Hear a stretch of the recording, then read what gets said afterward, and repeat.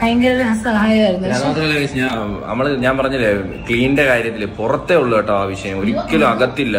അടിപൊളി നീറ്റായിട്ടുള്ള ഒരു പേവാടാണ് നമുക്ക് കിട്ടിയത്. അത് പേവാട് മാത്രമല്ല, നമ്മൾ ഇതൊരു പോകുമ്പം വാർഡും കാര്യങ്ങളൊക്കെ കാണുന്നതന്നെ അകം അടിപൊളിയാണ്. അകം നല്ല ക്ലീൻ ആണ്, വേറെ ഇഷ്യൂസും കാര്യങ്ങളൊന്നുമില്ല. പിന്നെ പുറത്ത് ദയവ് ചെയ്ത് നമ്മൾ വരുന്ന ഒരു ഫുഡിന്റെ വേസ്റ്റും പിന്നെ ഭയങ്കര മോശമാക്കി കച്ചറയാക്കി നമ്മൾ തന്നെ ഇടുന്ന കേട്ടോ. അത് നമ്മളെ വേറെ ഈ ഹോസ്പിറ്റലുകാർ വേറെ ആരെയും ഒന്നും കുറ്റം പറയേണ്ട ഒരു കാര്യമില്ല. ഫുഡ് വേസ്റ്റ് ഒക്കെ കഴിച്ചിട്ട് അവിടെ ഇവിടെ അങ്ങിട്ട്. Hello guys, welcome to Mooppan's vlogs. ഇത് നമ്മുടെ പ്രവീണാണ്. പ്രവീൺ, പ്രണവ്, ഇവർ രണ്ടുപേരെയും അത്യാവശ്യം മലയാളികൾക്ക് എല്ലാവർക്കും നന്നായിട്ട് അറിയാം. കാരണം വളരെയധികം പോസിറ്റീവ് വൈബ് കിട്ടുന്നത് ഞാൻ കുറേ നാളിന് മുമ്പ് ഒരു വീഡിയോയിൽ പറഞ്ഞിട്ടുണ്ടായിരുന്നു. ചില ചാനലുകളുണ്ട്, അതിനകത്ത് കണ്ടു കഴിഞ്ഞാൽ മൊത്തം പോസിറ്റീവ് വൈബ്സ് മാത്രമേ ഉള്ളൂ. അതിനകത്ത് പെട്ട സത്യം പറഞ്ഞ യാതൊരു നെഗറ്റിവിറ്റീസും സ്പ്രെഡ് ചെയ്യാത്ത, ഹെയ്റ്റ് സ്പ്രെഡ് ചെയ്യാത്ത ചില ചുരുക്കം ചാനലുകൾപ്പെട്ട ഒരു ചാനലാണ് പ്രവീൺ പ്രണവ് എന്ന് പറയുന്ന ഡാൻസേഴ്സാണ് ഇവർ. അവരുടെ ഡാൻസൊക്കെ ഒത്തിരി നമ്മളെല്ലാവരും കണ്ടിട്ടുള്ളതാണ്. അപ്പം അങ്ങനെ ആ ഒരു ചാനലിൻ്റെ അകത്ത് വളരെ സന്തോഷകരമായ ഒരു ന്യൂസ് കഴിഞ്ഞ ദിവസങ്ങളിൽ കേൾക്കാനിടയായി. അതിനകത്ത് പ്രവീണിന് ഒരു കുഞ്ഞ് ജനിക്കുന്നു. അപ്പോൾ ആ കുഞ്ഞ് ജനിക്കുന്നത് കൊല്ലത്ത് പുനലൂരുള്ള ഗവൺമെൻറ് ഹോസ്പിറ്റലിലാണ്. പണമില്ലേടാ നിനക്കെന്താ പ്രൈവറ്റ് ഹോസ്പിറ്റലിൽ കൊണ്ടുപോയിക്കൂടെ, എന്തിനാ ഗവൺമെൻറ് ഹോസ്പിറ്റൽ എന്നൊക്കെ പറഞ്ഞിട്ട് ഗവൺമെൻറ് ഹോസ്പിറ്റലിനെ ഒരു സൈഡിൽ കൂടെ ആക്ഷേപിക്കുന്നു. ഇദ്ദേഹത്തിൻ്റെ ഫാമിലിയിലെ മറ്റ് മെമ്പേഴ്സ് ആ ആൾക്കാരെ കാണാത്തതിൽ ആദ്യ ആൾക്കാർ എന്താ പറയുക പങ്കുവയ്ക്കുന്നു. നിങ്ങൾ കൊച്ചു അമ്മ അച്ഛൻ അവരെക്കുറിച്ച് പറയൂ, അതാണ് ഞങ്ങൾക്കറിയേണ്ടത്. ഇവിടെയാണ് പ്രശ്നം. അതായത് ഇവിടെ ഇപ്പോൾ സ്വാഭാവികമായിട്ടെങ്കിലും നമുക്ക് പറയാൻ വേണ്ടിയിട്ട് പറ്റും, എന്തുകൊണ്ട് ഈ പബ്ലിക്കിൻ്റെ ഈ ഒരു ചോദ്യം അവരുടെ സഹോദരൻ അഥവാ അദ്ദേഹത്തിൻ്റെ സഹോദരനായിട്ടുള്ള പ്രണവിനെ കാണിക്കുന്നില്ല, അതുപോലെ തന്നെ അച്ഛനമ്മ അവരെയൊന്നും കാണിക്കുന്നില്ല, ഈ ഡെലിവറി സമയത്ത് ഇവരാരും ഇല്ലാത്തത് എന്താണ് എന്നൊക്കെ പറഞ്ഞുകൊണ്ട് മറ്റൊരു ചാനൽ റീച്ച് കൂട്ടാനാണെന്നൊക്കെ പറഞ്ഞിട്ട് ഇവരെ ഭയങ്കരമായിട്ട് കുറ്റപ്പെടുത്തുന്നു. അതോടൊപ്പം തന്നെ ഇത്രയും പൈസ ഉണ്ടായിട്ടും നിങ്ങൾ പ്രൈവറ്റ് ഹോസ്പിറ്റലിലേക്ക് എന്തുകൊണ്ട് കൊണ്ടുപോയിട്ടില്ല, ഫസ്റ്റ് ഡെലിവറി അല്ലേ എന്നൊക്കെ പറഞ്ഞുകൊണ്ട് ഇവരുടെ കുടുംബത്തിൻ്റെ അകത്തേക്ക് ക്വസ്റ്റ്യൻ ചെയ്യുകയാണ് അല്ലേ. അതായത് നമ്മൾ മറ്റൊരാളുടെ കുടുംബജീവിതത്തിൻ്റെ അകത്ത് അയാളുടെ കുടുംബത്തിൻ്റെ അകത്തുള്ള കാര്യങ്ങളിൽ ക്വസ്റ്റ്യൻ ചെയ്യുകയാണ്. എവിടെ നമ്മളെ കാണിക്കാത്തത് എന്താ? ഓക്കെ, ഒരു കോണ്ടന്റ് ക്രിയേറ്റർ എന്നുള്ള സമയത്ത് അദ്ദേഹത്തിൻ്റെ കോണ്ടന്റ് നമ്മൾ കണ്ടാൽ തന്നെയായിരിക്കും തീർച്ചയായിട്ടും അതിനകത്ത് അദ്ദേഹത്തിന് പൈസ കിട്ടുന്നത് ഒക്കെ ശരിയാണ്. എന്നാൽ അദ്ദേഹം കാണിക്കുന്ന അദ്ദേഹത്തിൻ്റെ ജീവിതത്തിൻ്റെ അകത്തുള്ള കുറച്ച് മൊമെൻറ്റ്സ് നിങ്ങൾക്ക് മുമ്പിൽ ഷെയർ ചെയ്യുമ്പോൾ അതിനകത്തുള്ള നിങ്ങളുടെ ടോയ്ലറ്റിൽ ഏത് തരത്തിലുള്ള സിങ്കാണ് മറ്റേതാണ് യൂസ് ചെയ്യുന്നത്, അത് നിങ്ങൾ ഇന്ന് കഴിച്ചത് എന്ന് അടക്കം അറിയാനും അത് ചോദിക്കാനുള്ള ക്യൂരിയോസിറ്റി എന്ന് പറഞ്ഞാൽ ശരിക്കും പറഞ്ഞാൽ മാനുഷികമായിട്ട് അത് അക്സെപ്റ്റ് ചെയ്യാൻ പറ്റാത്തൊരു കാര്യമാണ്. ഇത് സത്യം പറഞ്ഞാൽ ഈ ഫാമിലി വ്ളോഗേഴ്സിനൊക്കെ കിട്ടുന്ന ഏറ്റവും വലിയൊരു ശിക്ഷയാണിത്. കാരണം അവരുടെ നല്ല നല്ല മൊമെൻറ്റ്സും അവരുടെ കുടുംബകാര്യങ്ങളൊക്കെ പബ്ലിക്കിൻ്റെ മുമ്പിലേക്ക് ഷെയർ ചെയ്യുമ്പോൾ പബ്ലിക് ഇത് കണ്ടുകൊണ്ടിരിക്കുന്ന ഒരു ടൈപ്പ് ആൾക്കാർ എന്തെങ്കിലും ഒരു ദിവസം ഇവരുടെ എന്തെങ്കിലും ഒരു ചെറിയൊരു കുറ്റം കണ്ടു കഴിഞ്ഞാൽ അന്നത്തോടെ പിടിച്ച് ഇവരെ എയറിൽ കയറ്റും. പിന്നെ സംശയമായി നിരന്തരമായിട്ട് അവരെ ക്രൂരമായിട്ട് വേട്ടയാടല, ഇങ്ങനെ പലതുമായി. എന്തായിരുന്നല്ല ആ കുഞ്ഞു കുട്ടിക്ക് ഈ ഭൂമിയിലേക്ക് സ്വാഗതം. അതോടൊപ്പം തന്നെ പ്രവീണിൻ്റെ കുടുംബത്തിന് എല്ലാവിധ ആശംസകളും. പക്ഷേ ഇവിടെ കൊണ്ടും തീരുന്നില്ല. എല്ലാവർക്കും അറിയേണ്ടത് എന്ത് പറ്റി നിങ്ങളുടെ സഹോദരൻ, അതോടൊപ്പം തന്നെ നിങ്ങൾ എന്തുകൊണ്ട് ഈ പ്രൈവറ്റ് ഹോസ്പിറ്റലിൽ കൊണ്ടുപോയി ഗവൺമെന്റ് ഹോസ്പിറ്റലിൽ കൊണ്ടുപോയി, അതാണ് അദ്ദേഹം മറുപടി പറയുന്നത്. ഒരു വലിയ പ്രോബ്ലം ആയിട്ട് നമുക്ക് തോന്നുന്നില്ല. കൂടെ എനിക്ക് പെയിൻ വന്നു പോകുന്നുണ്ട്, അതുകൊണ്ട് തന്നെ എപ്പോഴും കൊണ്ടുവന്ന് കാണിക്കാതെ. അതുപോലെ എനിക്ക് നടക്കാൻ പറ്റിയിരുന്നെങ്കിൽ എനിക്ക് കൂടെ വരായിരുന്നു. എനിക്ക് വീൽ ചെയറിലൂടെ ആയതുകൊണ്ട് എപ്പോഴും വിടത്തില്ല. മറ്റവർക്ക് ഗുളിക കൊടുത്തിട്ട് നടക്കാൻ പറയും, എനിക്ക് ഗുളിക കൊടുത്തിട്ട് വാട്ടർ ബ്രേക്ക് ആവുമ്പോൾ നടന്നു കഴിഞ്ഞാൽ ആദ്യം പുക്കിൾക്കൊടി വരും, പിന്നെ കുഞ്ഞു അങ്ങനെയൊക്കെ. ഓക്കെ, ഈ ഒരു അവസ്ഥയിൽ കൂടെ കടന്നു പോയിട്ടുള്ള ഒരാളാണ് ഞാൻ. പ്രസവിച്ചിട്ടുണ്ടെന്നല്ല, എനിക്ക് 2 കുട്ടികളുണ്ട്. സ്വാഭാവികമായിട്ടും അവരുടെ പ്രസവം നടന്നിട്ടുണ്ട്. ഞാൻ തിരുവനന്തപുരത്ത് WRC ഹോസ്പിറ്റലാണ് എൻ്റെ ജനനം, എൻ്റെ അമ്മ പ്രസവിച്ചത്. ഇന്ന് കേരളത്തിൻ്റെ മൊത്തത്തിലുള്ള ഒരു കാര്യം നിങ്ങൾ കാണിച്ചു തരാം. പല ആൾക്കാരും കുറ്റപ്പെടുത്തുന്നത് കേരളത്തിൻ്റെ ഈ ഒരു ഗവൺമെൻറ് ഹോസ്പിറ്റലുകളെയും ഇവിടുത്തെ സർവീസിനെ കുറിച്ചൊക്കെയാണ്. ഇത് നിങ്ങൾ ഗൂഗിളിൽ സെർച്ച് ചെയ്താൽ നോക്കാൻ വേണ്ടിയിട്ട് പറ്റും.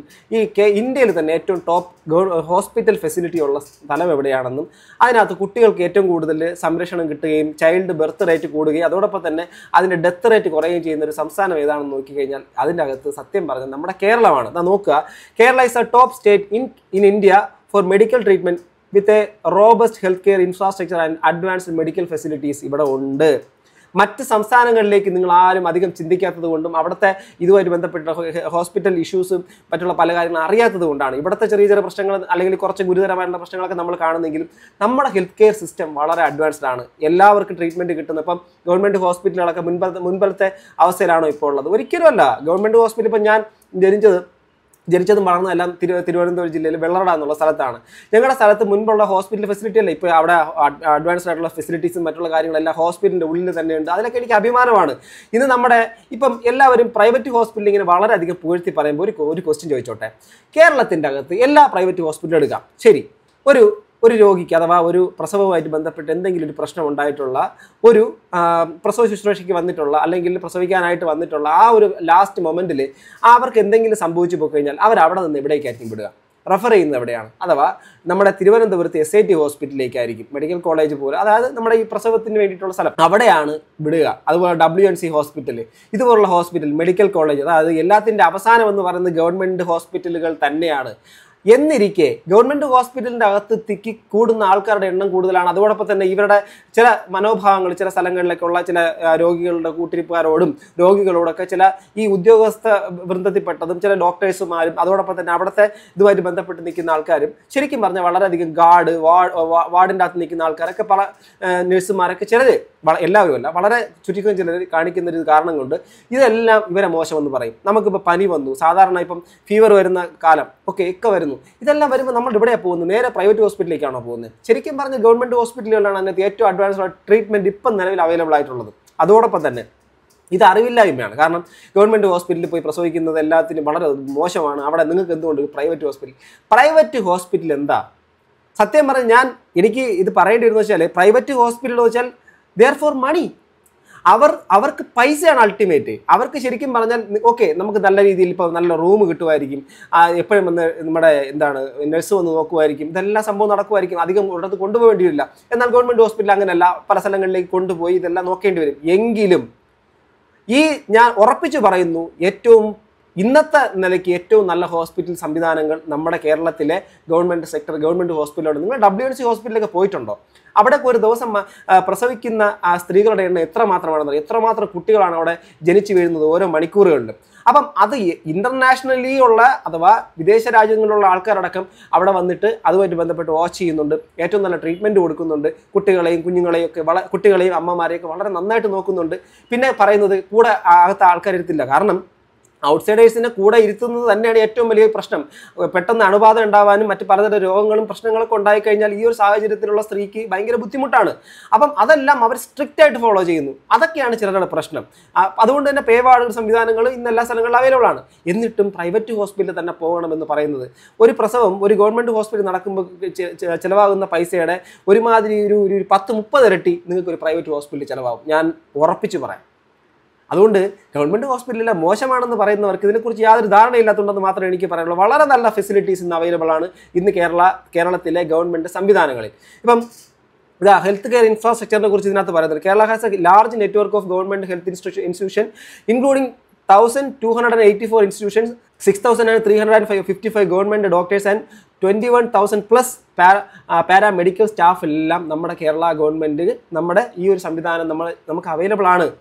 ഹെൽത്ത് പാരാമീറ്റേഴ്സിനെ കുറിച്ച് ഇതിനകത്ത് പറയുന്നുണ്ട്. Health leads the various health parameters including low infant mortality rate and maternal mortality rate. Okay, ഇതെല്ലാം നമ്മുടെ നാട്ടിൽ സത്യം പറഞ്ഞാൽ ഇത്രയും കുറ്റം മാത്രം കണ്ടെത്തുന്ന ആൾക്കാർക്ക് മനസ്സിലാക്കും. ഇപ്പം അദ്ദേഹത്തിൻ്റെ ഭാര്യയെ കൊണ്ട് അവിടെ കൊണ്ടുപോയി അത് വളരെ നല്ല രീതിയിൽ ആ കുട്ടി പ്രസവിക്കുകയും ചെയ്തു, വളരെ ഹെൽത്തി ആയിട്ട് ആ കുട്ടി ജീവിക്കുകയും ചെയ്യുന്നു, വളരെ നന്നായിട്ട് ആ കുടുംബവും പോകുന്നു. പക്ഷേ അതിനകത്തും ഒരു കുറ്റം കണ്ടെത്തുക എന്നുള്ളൊരു ടെൻഡൻസിയാണ് ഇവിടെ എനിക്ക് കാണാൻ വേണ്ടിയിട്ട് പറ്റുന്നത്. കഴിഞ്ഞില്ല.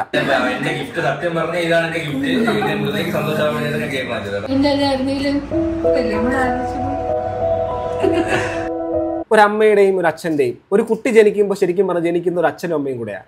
അതായത് ഒരു സ്ത്രീ ആയിരുന്നു, ഒരു പുരുഷനായിരുന്നു. ഇവർ രണ്ടുപേരും ഒരു മാതാപിതാക്കളാവുന്ന സമയം മുതൽ, അഥവാ ഒരു അച്ഛനും അമ്മയും, ഒരു കുട്ടി ജനിക്കുന്നതോടൊപ്പം തന്നെ ഒരു അച്ഛൻ ജനിക്കുന്നു, ഒരു അമ്മയും ജനിക്കുന്നു. കാരണം അതുവരെ അവർ 2 വ്യക്തികൾ മാത്രമായിരുന്നു. മൂന്നാമത് ഒരു കുഞ്ഞ് അവരിലൂടെ, കാരണം എന്താ പറയുക, രണ്ടുപേരും തമ്മിൽ ചേർന്നപ്പോഴാണല്ലോ ഒരു കുഞ്ഞുകൂടെ ജനിക്കുന്നത്.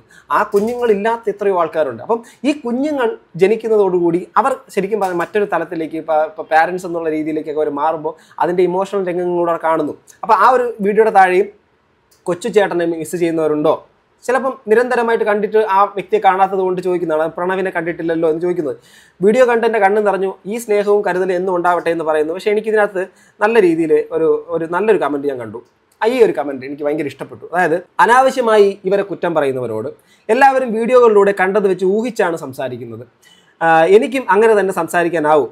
എനിക്കും അച്ഛനെയും അമ്മയെയും കൊച്ചുവിനെയും ഇഷ്ടമാണ്. പക്ഷേ അകന്ന് നിന്നിട്ടില്ല സ്വന്തം മകൻ്റെ സ്വന്തം മകൻ്റെ സ്വന്തം ചേട്ടൻ്റെ കുഞ്ഞിനെ കാണാൻ വരേണ്ടത്. ഇത്രയും ഇമ്പോർട്ടൻറ്റ് സിറ്റുവേഷനിൽ അവരോടൊപ്പം ചേർന്ന് വേണം കുഞ്ഞിനെ കാണാൻ എന്നാണ് എൻ്റെ അഭിപ്രായം. മൃദുലയുടെ ആദ്യത്തെ പ്രസവവും പ്രവീണിൻ്റെ ആദ്യത്തെ കുഞ്ഞ്, കല്യാണം കഴിഞ്ഞുള്ള മൃദുലയുടെ ആദ്യത്തെ പിറന്നാൾ, ഈ സമയങ്ങളിൽ എന്ത് പ്രശ്നമുണ്ടെങ്കിൽ അതെല്ലാം മറന്ന് കൂടെ നിൽക്കേണ്ടവരല്ലേ എല്ലാവരും. ഫാമിലി പ്രശ്നങ്ങൾ സ്വാഭാവികമാണ്. ഇത്രയും സ്നേഹമുള്ള ഫാമിലി പ്രശ്നം വരുമ്പോൾ അത് പരിഹരിക്കാൻ മുൻകൈ എടുക്കേണ്ടത് വീട്ടിലെ മുതിർന്നവരാണ്. പ്രസവ സമയത്ത് കൂടെ നിൽക്കാത്ത ആരെയും ഒരു പെണ്ണിനെ സ്നേഹിക്കാൻ കഴിയുമെന്ന് തോന്നുന്നില്ല. ഒറ്റയ്ക്കാക്കി പോകേണ്ട സമയമല്ല ഇത്. പ്രവീണിൻ്റെ കുഞ്ഞാണിത്. അവരുടെ അച്ഛനാണിപ്പോൾ. അവൻ്റെ കടമ തന്നെയാണ് ചെയ്യുന്നത്. അതുപോലെ പ്രവീൺ ഈ ചാനലിൻ്റെ പേര് മാറ്റിയിട്ടില്ല. കൊച്ചുവാണ് പുതിയ ചാനൽ തുടങ്ങിയത്. പ്രവീൺ ഇൻസ്റ്റാഗ്രാമിൽ അവരുടെ ഫോട്ടോസ് ഡിലീറ്റ് ആക്കിയിട്ടില്ല. കൊച്ചുവാണ് അവരുടെ ഫോട്ടോസ് ഹൈലൈറ്റ്സ് നിന്ന് ഒഴിവാക്കിയത്. എന്തിനും ഏതിനും വന്നു കയറിയ പെണ്ണിനെ തെറി പറയുന്നതിന് മുൻപ് തെറ്റ് ആരുടെ ഭാഗത്താണെന്ന് അറിഞ്ഞിട്ട് പോലെ ഈ കുറ്റപ്പെടുത്തൽ. സ്വന്തം ഗ്രാജുവേഷനും ഹണിമൂണും വരെ പ്രവീണിൻ്റെ ഫാമിലിക്കൊപ്പം പോയ ആളാണ് മൃദുല. ആ കുഞ്ഞിനെ കാണിക്കാൻ അവൾ വല്ല മടി കാണിച്ചോ? ഇല്ലല്ലോ. കുറ്റം പറയുന്നതിന് മുൻപ് അവരുടെ പോസിറ്റീവ് കൂടി മനസ്സിലാക്കാൻ ശ്രമിക്കുക. ഇനി കൊച്ചുവിനെ കാണണമെന്ന് ആഗ്രഹമുള്ള കൊച്ചു ഒറ്റയ്ക്കൊരു ചാനൽ തുടങ്ങിയിട്ടുണ്ട്, അവിടെ പോയി കാണൂ. പ്രവീൺ ചിരിച്ചുകൊണ്ട് വീഡിയോ ചെയ്യുന്നു എന്നതിന് അവൻ ഹാപ്പി ആണെന്ന് അർത്ഥമില്ല. പ്രവീൺ, നീ നല്ലൊരു ഭർത്താവാണ്. ഈ സമയത്ത് നീ കൂടെ ഇല്ലായിരുന്നെങ്കിൽ മൃദുല വല്ലാതെ ഒറ്റപ്പെട്ടു പോലെ. എത്രയും വേഗം ഫാമിലി പ്രോബ്ലംസ് മാറി എല്ലാവരും ഒന്നിച്ച് തിരികെ വരുമെന്നാണ് പ്രതീക്ഷിക്കുന്നത്. ഇച്ചിരി പക്വതയുള്ളൊരു കമൻറ്റ്. ആക്ച്വലി നമുക്ക് എല്ലാവർക്കും ഒരു അതും വളരെ സ്പെഷ്യൽ പിറന്നാൾ സുഹൃത്തുക്കൾ. അതെന്താണെന്ന് ഞാൻ പറയണ്ടല്ലോ. നമ്മുടെ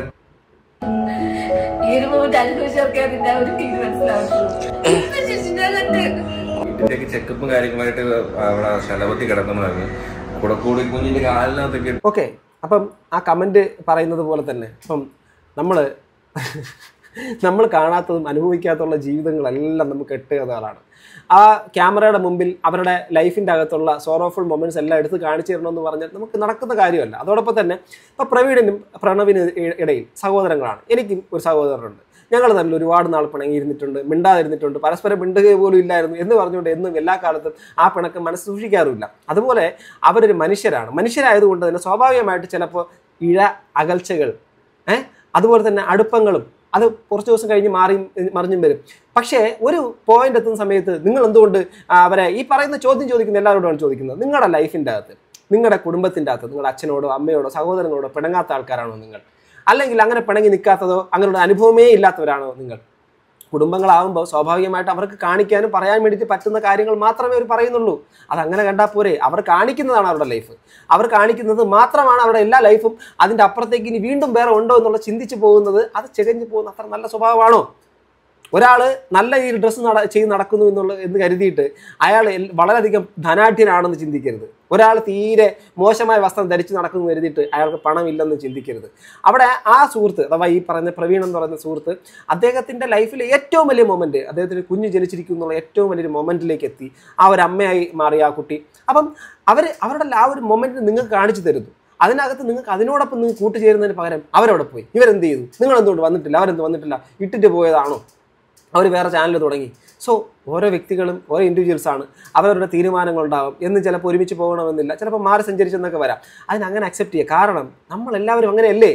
നമ്മൾ എന്നും ഒരാളോടൊപ്പം സഞ്ചരിച്ചിട്ടുണ്ടോ? നമ്മൾ എന്നും ഒറ്റയ്ക്ക് തന്നെ നമ്മൾ എന്താണ് മറ്റുള്ളവരുടെ കൂടെ തന്നെ കൂട്ടിക്കൊണ്ട് നടക്കുന്നവരാണോ? നിങ്ങൾ ചില സമയങ്ങളിൽ ഒറ്റയ്ക്ക് നടക്കാറില്ലേ?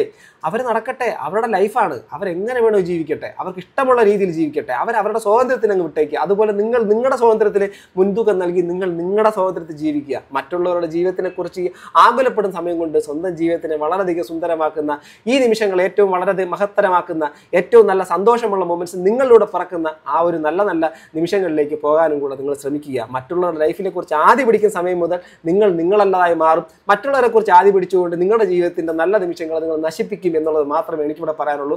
പ്രവീണിന്റെ കുടുംബം വളരെ സുന്ദരമായിട്ടും സന്തോഷമായിട്ടും പോകും. പിന്നെ ഗവൺമെന്റ് ഹോസ്പിറ്റലിനെ കുറിച്ച് വളരെയധികം കുറ്റപ്പെടുത്തുന്ന ആൾക്കാർ ചിന്തിക്കുക. ഏറ്റവും കൂടുതൽ പ്രസവം നടക്കുന്നത് ഈ പറയുന്ന ഗവൺമെൻറ് ഹോസ്പിറ്റലുകളാണ്. അങ്ങനെ ഉണ്ടായ പ്രസവങ്ങളിൽപ്പെട്ട ഒരാളാണ് ഞാൻ. അതിപ്പോഴുമല്ല, 1985 അന്നും വളരെയധികം കഷ്ടപ്പെട്ട് പ്രസവത്തിനുള്ള വേദനയാണ് ലോകത്തിലെ ഏറ്റവും വലിയ വേദനയായിട്ട് കാണുന്നത്. അതുകൊണ്ട് തന്നെയാണ് മാതൃത്വത്തിന് വളരെ ഇമ്പോർട്ടൻസ് നമ്മൾ കൊടുക്കുന്നതും അമ്മയ്ക്ക് വളരെയധികം സ്ഥാനം നമ്മൾ കൊടുക്കുന്നത്. കാരണം 8-9 മാസം വയറ്റിൽ ചുമന്ന് അതിനെ പ്രസവിക്കുന്ന ഒരു സ്ത്രീയെ സംബന്ധിച്ചിടത്തോളം അവർ അനുഭവിക്കുന്ന തീവ്രമായ ഒരു വല്ലാത്തൊരു അവസ്ഥയിൽ കൂടെ കടന്നു പോകുന്നു. അത്രയൊന്നും ഒരു ആണിന് അനുഭവിക്കേണ്ടി വരുന്നില്ല. അതുകൊണ്ട് തന്നെ അവരുടെ ലൈഫിലേക്ക് പോകട്ടെ. അവരുടെ ലൈഫിനകത്ത് നിലവിലില്ലാത്ത ആൾക്കാരെ കുറിച്ച് അവരോട് ചോദ്യം ചെയ്ത് അവരുടെ ഈ നല്ല മൊമെന്റിനെ നഷ്ടപ്പെടുത്താൻ അല്ലെങ്കിൽ അവരെ വിഷമിപ്പിക്കാൻ വേണ്ടിയിട്ട് നിങ്ങൾ ഇടയാവാതിരിക്കട്ടെ. അങ്ങനെ ഒരു ചിന്ത നിങ്ങൾക്ക് ഉണ്ടാവാതിരിക്കട്ടെ എന്ന് മാത്രമേ എനിക്ക് പറയാനുള്ളൂ.